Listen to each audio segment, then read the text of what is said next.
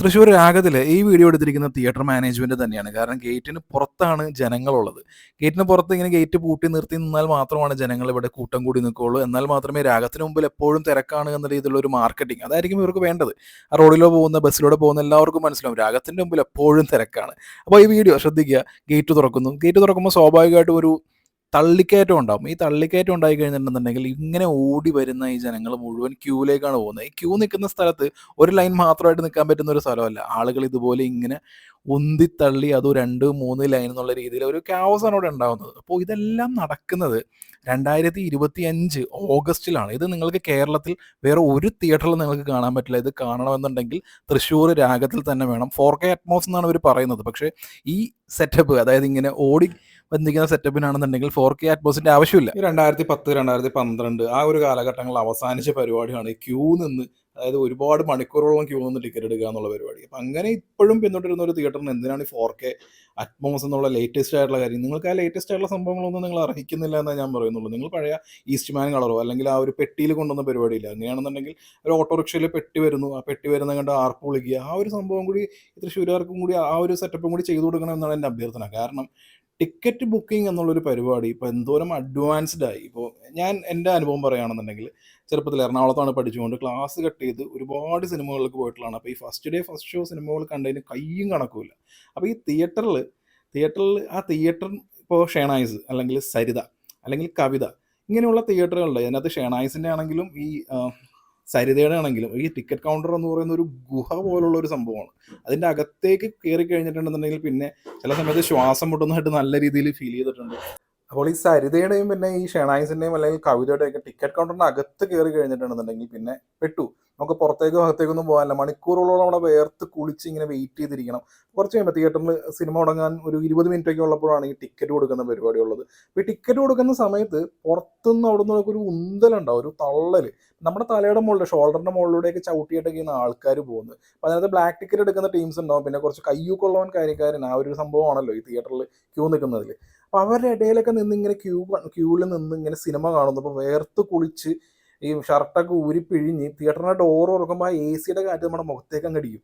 അപ്പോൾ കിട്ടുന്ന ആ ഒരു അനുഭൂതിയുണ്ട്. അപ്പോൾ ആ കാലഘട്ടം അങ്ങനെയായിരുന്നു. അപ്പോൾ അന്ന് അങ്ങനെയൊക്കെയാണ് നമുക്ക് സിനിമ കാണാൻ പറ്റുള്ളൂ. സിനിമ കാണണമെന്നുണ്ടെങ്കിൽ ടിക്കറ്റ് കൊടുക്കുന്നതിന് മണിക്കൂറുകൾക്ക് മുമ്പ് തിയേറ്ററിൻ്റെ അതും ഗേറ്റിന് മുമ്പിൽ വന്ന് നിൽക്കണം. ഗേറ്റിന് മുമ്പിൽ കുറേ നേരം ഇങ്ങനെ വെയിറ്റ് ചെയ്ത് അവിടുത്തെ സെക്യൂരിറ്റിനോട് ചേട്ടാ എപ്പോഴാണ് തുറക്കുന്നതെന്ന് ചോദിക്കും. ചേട്ടനൊരു സമയം പറയും. ആ സമയത്ത് കഴിഞ്ഞ് ചിലപ്പോൾ തുറക്കുന്നതെന്ന് വരില്ല. പിന്നെയും വെയിറ്റ് ചെയ്യും, പിന്നെയും കുറേ നേരം നിൽക്കും, പിന്നെ ഗേറ്റ് തുറക്കും. ഗേറ്റ് തുറക്കുമ്പോൾ ഉണ്ടാകുന്ന ഒരു ഓട്ടം, ആ ഓട്ടത്തിൽ ഏറ്റവും മുമ്പിലെത്തുന്ന ആളാണോ അവർക്കാണ് ടിക്കറ്റ് ഉറപ്പിക്കുന്നത് എന്നുള്ളത്. ആ ഓട്ടത്തിനിടയിൽ വീഴും. ഞാനൊരു തവണ വീണിട്ടുണ്ട്, എൻ്റെ കൈ മുറിഞ്ഞിട്ടുണ്ട്, കാൽമുട്ട് പൊട്ടിയിട്ടുണ്ട്. പക്ഷേ നമ്മൾ ആ നേരം സിനിമ കാണണം എന്നുള്ള രീതിയിൽ ആ വേദനയും കാര്യങ്ങളും നമ്മൾ കാര്യമാക്കില്ല. നമ്മൾ ഓടി എങ്ങനെയെങ്കിലും ക്യൂവിൽ നിൽക്കും. ക്യൂവിൽ പിന്നെ മണിക്കൂറുകളാണ്, 1.5 മണിക്കൂർ 2 മണിക്കൂർ ക്യൂ നിൽക്കും. ക്യൂ നിന്ന് കഴിഞ്ഞ് തിയേറ്ററിൽ സിനിമ കാണുന്നു. സിനിമ നല്ലതോ ചീത്തയോ എന്നുള്ളതല്ല, ആ ഒരു സിനിമ കാണുന്നു. ആ ഇത്രയും കാര്യങ്ങളൊക്കെയാണ്. അപ്പോൾ ആ കാലഘട്ടം അങ്ങനെയായിരുന്നു. എൻ്റെ ഓർമ്മയിൽ അവസാനമായിട്ട് ഈ രീതിയിൽ ഇത്രയും കഷ്ടപ്പെട്ട് ഇങ്ങനെ ടിക്കറ്റ് എടുത്തിരിക്കുന്നത് എനിക്കൊന്ന് 2020 ആണെന്ന് തോന്നുന്നു. പിന്നെയാണ് വൈഡ് റിലീസ് എന്ന് പറഞ്ഞൊരു സംഭവം വന്നത്. അപ്പോൾ വൈഡ് റിലീസ് വന്നതിന് ശേഷം പിന്നെ ബാക്കിയുള്ള B ക്ലാസ് C ക്ലാസ് തിയേറ്ററിലൊക്കെ ഈ സിനിമ വന്നു തുടങ്ങി. അപ്പോൾ ഒരുപാട് കഷ്ടപ്പാടുകളൊന്നും ഉണ്ടായിരുന്നില്ല. പിന്നെ സിംഗം 2ൻ്റെ സമയത്താണ് ഞാൻ ഓൺലൈനിൽ, അതായത് ഇപ്പോഴും നമ്മൾ ഉപയോഗിക്കുന്ന ബുക്ക് മൈ ഷോ ഞാൻ ആദ്യമായിട്ട് ബുക്ക് ചെയ്ത സിംഗം 2 എന്ന് പറയുന്ന സിനിമയാണ്. ഇപ്പോഴും എനിക്ക് എൻ്റെ ടിക്കറ്റ് ഉണ്ട്, അതായത് എൻ്റെ മെയിലിൽ കിടപ്പുണ്ട്. അതിനു മുമ്പ് ഈ ബുക്കിംഗ് എന്നുള്ളത് കുറച്ചും കൂടിയൊക്കെ ഒന്ന് സ്ലോ ആയി, അതായത് കുറച്ചുകൂടി ബെറ്റർ ആയത് സിനിമാക്സ്. എറണാകുളത്ത് സിനിമാക്സ് എന്ന് പറയുന്ന ഒരു മൾട്ടിപ്ലക്സ് തുടങ്ങി. ആക്ച്വലി ഇപ്പോഴത്തെ ഒബ്രോൺ മോളിലാണ്, ഇപ്പോഴത്തെ PVR ആണ് ഏറ്റെടുത്തിരിക്കുന്നത്.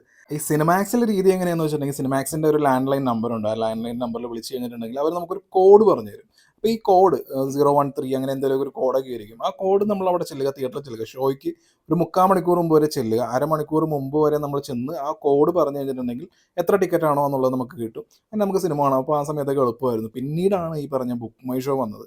ബുക്ക് മൈ ഷോ ഞാൻ പറഞ്ഞ സിംഗം 2 തുടങ്ങി. പിന്നെ ഇന്നേ വരെ ഈ ടിക്കറ്റിന് വേണ്ടി ക്യൂ നിൽക്കുക, അല്ലെങ്കിൽ ഒരു ഉന്തും തള്ളും ഉണ്ടാക്കിയിട്ട് നിൽക്കുക, ആ ഒരു വേർത്ത് കുളിച്ച് മറ്റുള്ളവരുടെ വേർപ്പിൻ്റെ മണം, നമ്മുടെ വേർപ്പിൻ്റെ മണം, ആ രീതിയിലൊക്കെ നിന്ന് ആ ഒരു സംഭവം പിന്നീട് ഉണ്ടായിട്ടില്ല. പക്ഷേ തൃശ്ശൂർ നമുക്കിപ്പോഴും കാണാം. രാഗം തിയേറ്ററിൽ നമുക്കിതെല്ലാം കാണാം. എനിക്ക് ചോദിക്കാനുള്ള ഇത്രയും കാര്യമാണ്. ഈ രാഗം, എന്തുകൊണ്ട് രാഗം എന്നുള്ളതിന് നിങ്ങൾക്ക് പല മറുപടികളുണ്ടാവും. ഒരു സിനിമ ആ ഒരു ഓളത്തിൽ കാണണമെന്നുണ്ടെങ്കിൽ രാഗത്തിൽ വരണം എന്നായിരിക്കും നിങ്ങളുടെ ആദ്യത്തെ മറുപടി. ഈ ഓളം ഉണ്ടാക്കുന്നത് രാഗം തിയേറ്റർ അല്ല, അത് ടിക്കറ്റ് എടുക്കുന്നത് നമ്മൾ ജനങ്ങളാണ്. അപ്പോൾ ഈ അതിനു വേണ്ടിയിട്ട് രാഗം എന്ന് പറയുന്നത് എനിക്ക് മനസ്സിലാവുന്നില്ല. പിന്നെ ഉള്ളത് രൂപ എക്സ്ട്രാ കൊടുത്ത് ബുക്ക് മൈ ഷോയിൽ ടിക്കറ്റ് എടുക്കുന്നതാണോ എന്നുള്ളത് വെച്ചിട്ടുണ്ടെങ്കിൽ 25 രൂപ എക്സ്ട്രാ കൊടുക്കുന്നതാണോ നിങ്ങളുടെ ബുദ്ധിമുട്ട്? ഒരു 25 രൂപയ്ക്ക് വേണ്ടിയാണോ നിങ്ങൾ ഇത്രയും റിസ്ക് എടുക്കുന്നത്?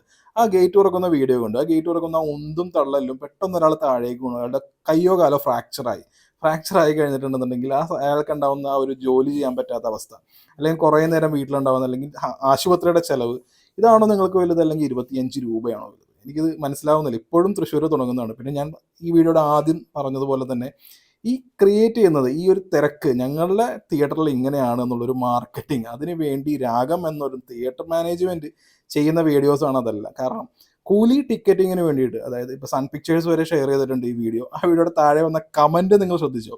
ഇപ്പോൾ വോട്ട് ചെയ്യുന്നത് പോലും ഇപ്പോൾ വോട്ടിംഗ് മെഷീനിലാണ്. ഇവരുടെ അവിടെ ബുക്ക് മൈ ഷോ പോലുള്ളൊന്നും ഇല്ല എന്നൊക്കെയാണ് ചോദിക്കുന്നത്. അതായത് അന്യ സംസ്ഥാനക്കാർ, നമ്മുടെ മലയാളികൾ, നമ്പർ 1 കേരളം എന്നുള്ള പറയുന്നത്, അവരോട് പച്ചയ്ക്ക് ചോദിക്കുകയാണ്, നമുക്ക് മറുപടി ഉണ്ടോ? താഴെ രസകരമായിട്ടുള്ള കുറേ കമൻസ് ഉണ്ട്.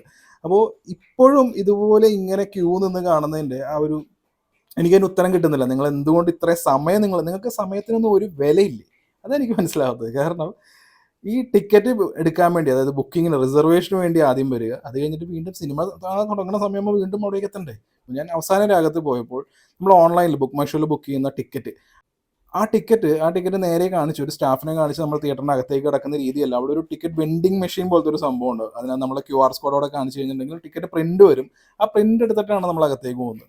അപ്പോൾ നിങ്ങളൊരു കാര്യം ശ്രദ്ധിക്കുകയാണെന്നുണ്ടെങ്കിൽ, എത്ര വലിയ മൾട്ടിപ്ലക്സ് ആണെങ്കിലും, അപ്പോൾ ഇപ്പോൾ ഇവിടുത്തെ എറണാകുളത്തെ ആണെങ്കിൽ വനിതാ തിയേറ്റർ തുടങ്ങിയ കാര്യങ്ങളിലൊക്കെ നമുക്ക് ഈ ടിക്കറ്റ് പ്രിന്റ് എടുത്ത് അങ്ങോട്ട് പോകേണ്ട ആവശ്യമൊന്നുമില്ല. അവിടെ പുറത്തൊരു സ്റ്റാഫ് ഇപ്പോൾ ഉണ്ടാവും. സ്റ്റാഫ് ചെക്ക് ചെയ്ത് കഴിഞ്ഞിട്ട് അകത്തേക്ക് കയറി. ഇതൊരു ഫുൾ, നിങ്ങളുടെ ഷോ ഫുള്ളാണെന്നുണ്ടെങ്കിൽ നമ്മുടെ സീറ്റിൽ വേറെ ആരും വന്ന് ഇരിക്കാൻ പോകുന്നില്ല. അതിനുവേണ്ടി സിനിമയുടെ ഈ കാണാൻ വരുന്ന പ്രേക്ഷകരുടെ സമയം വീണ്ടും കളയുന്നതൊക്കെ പറയുന്നത് വളരെ മോശമാണ്. പിന്നെ ഞാൻ അവസാനം പോയപ്പോൾ രാഗത്തിൻ്റെ ആ വാഷ്റൂം, ഈ ഒരു തിയേറ്റർ എന്തുകൊണ്ട് നല്ലതാവണമെന്നുള്ളതിന് വാഷ്റൂമിന് വളരെയധികം ഇമ്പോർട്ടൻ്റ് ഉണ്ട്. അവിടെ ഒരു ഹൈജീൻ ഉണ്ടാവണം. ആ ഹൈജീൻ ഞാൻ രാഗത്തിൽ അന്ന് കണ്ടിട്ടില്ല. ഇന്ന് ചിലപ്പോൾ ഓക്കെ ആയിരിക്കാം. ആ ഒരു ഹൈജീൻ ഞാൻ രാഗത്തിൽ അന്ന് കണ്ടിട്ടില്ല. മേ ബി ചിലപ്പോൾ ഇന്നും ഓക്കെ ആയിരിക്കാം. പക്ഷെ എനിക്കറിയില്ല എന്തുകൊണ്ട് രാഗം എന്നുള്ള ചോദ്യത്തിന് ഒരു പ്രോപ്പറായിട്ടുള്ള ഒരു ഉത്തരം. ഈ സോഷ്യൽ മീഡിയ നോക്കി കഴിഞ്ഞിട്ടുണ്ടെന്നുണ്ടെങ്കിൽ ഇപ്പോൾ ഇന്നത്തെ കാലത്ത് ടെസ്റ്റ് ട്യൂബ് ശിശു ഉണ്ടാകുന്ന ഈ കാലത്ത് നീ പഴയ രീതി തന്നെയല്ലേ ഉപയോഗിക്കുന്നത് എന്നൊക്കെയാണ് ഗഡികൾ മറുപടി നൽകുന്നത്. ആ മറുപടി പറഞ്ഞ ആളോട് തിരിച്ച് മറുപടി പറയാൻ എനിക്ക് അറിയാൻ പാടില്ലാത്തതുകൊണ്ടല്ല, പക്ഷേ ആ ഒരു സെൻസിലേക്കൊക്കെ പോകാൻ പറ്റില്ലല്ലോ. അതായത് കേരളത്തിൽ നോക്കുകയാണെന്നുണ്ടെങ്കിൽ കേരളത്തിൽ എത്ര തിയേറ്റർ ഉണ്ടാവും? നമുക്കൊരു എക്സാമ്പിൾ, കേരളത്തിൽ മൊത്തം തിയേറ്റർ എന്ന് പറയുന്നത് എല്ലാ സ്ക്രീനുകളോട് ചേർത്തിട്ട് ഒരു 1000 തിയേറ്റർ ഉണ്ടെന്ന് നോക്കുക. ഈ 1000 തിയേറ്ററിൽ ഇപ്പോഴും ആളുകളെ ബുദ്ധിമുട്ടിപ്പിച്ച് ഗേറ്റിന് പുറത്ത് നിർത്തി, ഒരു സമയം വരുമ്പോൾ ഗേറ്റ് തുറന്ന് അത് കഴിഞ്ഞ് അകത്തേക്ക് കയറി ക്യൂ നിന്ന് ടിക്കറ്റ് എടുക്കുക എന്നുള്ളൊരു സംവിധാനം ഇപ്പോഴും ചെയ്യുന്നത് ആരാണ്? അതുകൊണ്ട് ആർക്ക് എന്താണ് ഗുണം? ജനങ്ങളെ ബുദ്ധിമുട്ടിപ്പിക്കുക എന്നുള്ളതല്ലാതെ വേറെ ഒന്നുമില്ല. ഇനി ഞങ്ങൾ ബുദ്ധിമുട്ടാൻ തയ്യാറാണ്, ഞങ്ങൾക്ക് രാഗം മതി, ഞങ്ങൾക്ക് ആ ഒരു രാഗം വികാരമാണ് എന്നൊക്കെ പറയുന്ന ആളുകളാണെന്നുണ്ടെങ്കിൽ അവരോടാണ് ഞാൻ നേരത്തെ ചോദിച്ചത് എന്തുകൊണ്ട്. എനിക്ക് മനസ്സിലാവുന്നില്ല. നിങ്ങൾക്ക് ഈ രാഗത്തിൻ്റെ ഒരു ആംബിയൻസ്, ആ ഒരു ക്രൗഡിൻ്റെ ആ സംഭവം രാഗത്തിൽ മാത്രമേ ഉള്ളൂ, അതുകൊണ്ടാണോ നിങ്ങൾ രാഗം ചൂസ് ചെയ്യുന്നത്? അതല്ലെങ്കിൽ പണ്ട് നമ്മൾ 90കളിലും 2000-ലും 2010-ന്റെ തുടക്കത്തിലൊക്കെ കാണിച്ച പോലെ ഇങ്ങനെ കുറേ നേരം ക്യൂ നിന്ന് കഴിഞ്ഞിട്ട് ടിക്കറ്റ് കിട്ടുന്ന ആ ഒരു സന്തോഷം. അങ്ങനെയാണെന്നുണ്ടെങ്കിൽ എന്തിനാ ഈ 4K അറ്റ്മോസൊക്കെ പോകുന്നത്? നിങ്ങൾക്ക് പഴയ പോലുള്ള പണ്ടത്തെ ആ ഒരു രീതിയിലുള്ള അതൊക്കെ തന്നെ പോരെ? ഈ പുതിയ അഡ്വാൻസ്ഡ് ആയിട്ടുള്ള കാര്യങ്ങളിലേക്ക് നിങ്ങൾക്ക് പോകേണ്ട ആവശ്യമില്ലല്ലോ. എപ്പോഴും പഴമ അങ്ങനെ പറഞ്ഞുകൊണ്ടിരിക്കാൻ പറ്റുമോ? ചില കാര്യങ്ങൾ നമുക്ക് കൺവീനിയൻ്റ് ആയിട്ടുള്ള കാര്യങ്ങളാണ്. ഇപ്പോൾ പവർ സ്റ്റിയറിങ്ങിൻ്റെ കാര്യം അതായിരുന്നു. പവർ സ്റ്റിയറിംഗ് ആണെങ്കിലും ഇപ്പോൾ ഓട്ടോമാറ്റിക്, ചിലരിപ്പോഴും പറയുന്നുണ്ട് അതൊക്കെ നമ്മളെ കൺവീനിയൻ്റ് ആയിട്ടുള്ള കാര്യങ്ങളാണ്. ചിലർക്ക് എതിരഭിപ്രായമുള്ള ആൾക്കാരുണ്ടാവും. ഇപ്പോഴും തൃശ്ശൂരിൽ എതിരഭിപ്രായമുള്ള കുറേ പേരെ നമ്മൾ വീഡിയോയിൽ കണ്ടില്ല. അവർക്ക് ഇതുപോലെ ഇടിച്ചു കുത്തി നിന്ന് ടിക്കറ്റ് എടുക്കുക, ആ ടിക്കറ്റ് കിട്ടും, ആ ടിക്കറ്റ് എടുക്കുമ്പോൾ ഒരു സുഖം നിങ്ങൾക്ക് പറഞ്ഞാൽ മനസ്സിലാവില്ല. എന്ത് മനസ്സിലാവില്ല? അതായത് ഇപ്പോഴും പഴയ കാലഘട്ടത്തിൽ തൃശ്ശൂരുകാരുടെ വൈബ് എന്താണെന്ന് പിടികിട്ടുന്നില്ല. അതാണ് കാര്യം. അപ്പം എനിക്ക് പറയാനുള്ള ഇത്രയും കാര്യമാണ്. ഒരു നല്ല തിയേറ്റർ എന്ന് പറയുന്നത് തിയേറ്ററിൽ വരുന്ന ആ ഒരു പ്രേക്ഷകരുണ്ടല്ലോ, ആ പ്രേക്ഷകരുടെ സമയത്തിന് വില കൽപ്പിക്കുന്ന, നമുക്ക് നല്ലൊരു കംഫർട്ടായിട്ട്, അതായത് ടിക്കറ്റ് എടുക്കുന്ന കാര്യമാവട്ടെ അല്ലെങ്കിൽ വന്നു പോകുന്ന കാര്യമാവട്ടെ, എല്ലാത്തിനും ഒരു കംഫർട്ട് നൽകുന്ന ഒരു തിയേറ്ററാണ് നല്ല തിയേറ്റർ എന്ന് എൻ്റെ അഭിപ്രായത്തിൽ. പിന്നെ എസ്പെഷ്യലി ഈ വാഷ്റൂം എന്ന് പറയുന്നത് ഒരു ഹൈജീൻ ഇല്ലാത്തൊരു വാഷ്റൂമുള്ള തിയേറ്റർ ആണെന്നുണ്ടെങ്കിൽ നിങ്ങൾ എന്ത് കൊമ്പത്ത് എത്ര വലിയ 70mm IMAX വേണമെന്ന് പറഞ്ഞിട്ടും കാര്യമില്ല. അപ്പോൾ രാഗം ഒരു നല്ല തിയേറ്റർ ആണോ? നിങ്ങൾ ആലോചിച്ച് കണ്ടെത്തുക. അതിനുള്ള 4K അറ്റ്മോസ് അല്ലെങ്കിൽ സ്റ്റേഡിയം സീറ്റിങ്ങിൻ്റെ കാര്യം പറഞ്ഞപ്പോഴാണ് ഈ രാഗത്തിലെ സീറ്റിംഗ് എന്ന് പറയുന്നത്. ഞാൻ രാഗത്തിൽ 2 തവണ സിനിമ കണ്ടിട്ടുണ്ട്.